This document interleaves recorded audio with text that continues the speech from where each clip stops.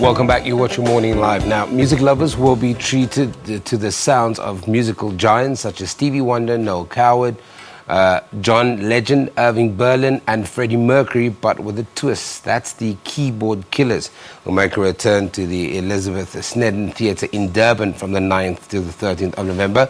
The production is the brainchild of the James Bond of musical theatre and South Africa's king of the keyboard, Ian von Memerty, and Bronwen Clacherty on percussion. Andrew Warneke, who has a master's in music, plays bass, and he's, of course, a bass player for the production, and joins us now from Port Elizabeth Studios to tell us more about the Keyboard Killers.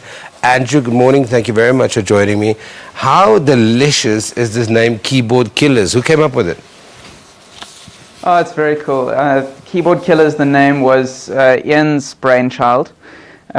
Basically what it's got to do with is the idea that these keyboard players, when they write a big hit, you call it things like a smash, a hit, and so they're really like killers on the keyboard, you know? Yeah.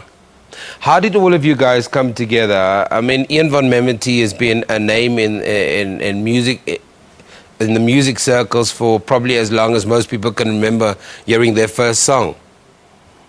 Sure.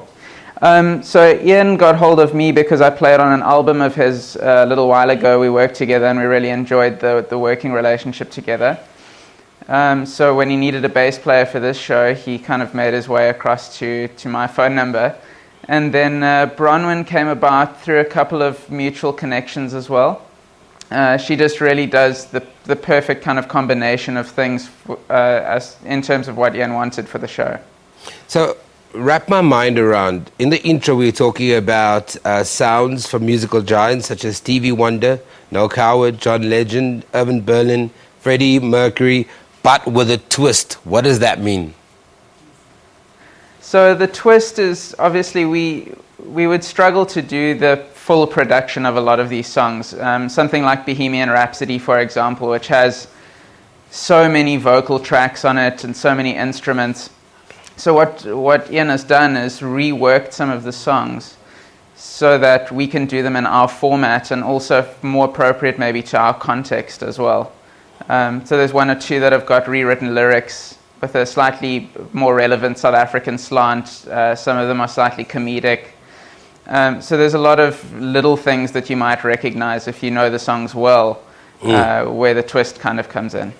Yeah, when you talk about comedic and you talk about comedy and stuff, where are you finding the balance? I mean, obviously you want to create an evening that people are going to enjoy, you want a couple of laughs, you want to take them down memory lane, you want to make sure that, you know, there's a little bit for everyone in that performance.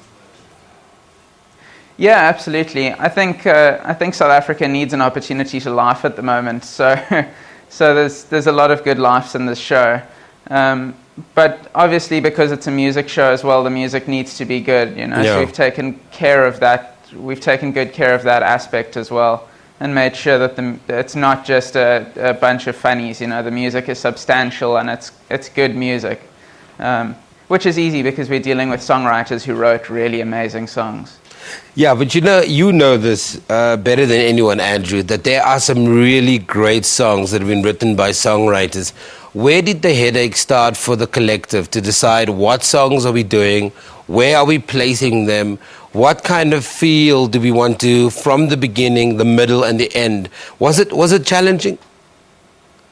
Sure. I think probably the biggest challenge in a show like this is that because we're paying tribute to 8 different songwriters. So the problem is each one of those potentially has over 100 songs to choose from. So the real methodology that was adopted was to take each songwriter and give them a medley of songs. So what we've done is now we've got 8 medleys in the show as well as individual tracks, but in each medley there are 8 songs. And then we do, I think, probably the most popular selections, and then 1 or 2 kind of thrown in for people who are really sort of aficionados of those songwriters as well. Obviously, you guys have got a respected name, but this is what one reviewer was quoted as saying, that the production is the virtuosity, the style, the sheer joy of great music and timeless words. Is this a true reflection? You know, sometimes when you put these things together, when people have an amazing reaction and you get standing ovations, is that part of what's engineered, or is that just let's try and put a perfect show together and they will respond?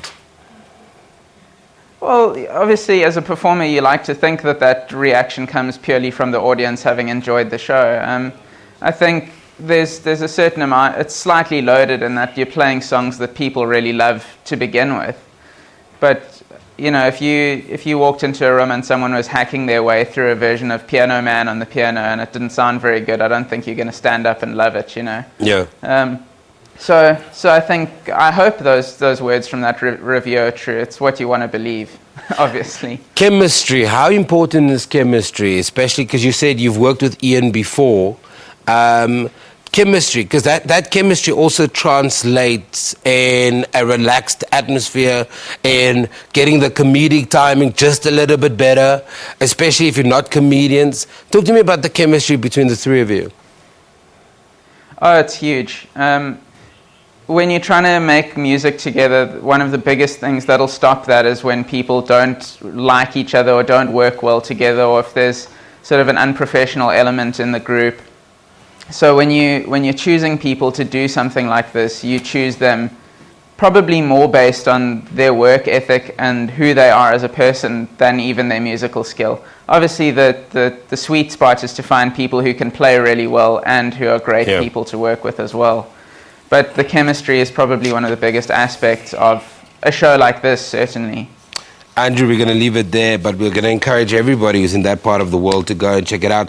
Andrew Warneke is the bass player for the Keyboard Killers, and it makes its return to the Elizabeth Sneddon Theatre in Durban from the 9th to the 13th of November, alongside South Africa's King of the Keyboards, Ian von Memerty, and Bronwen Clacherty on percussion. Go and check it out. We take it out break. Don't get away.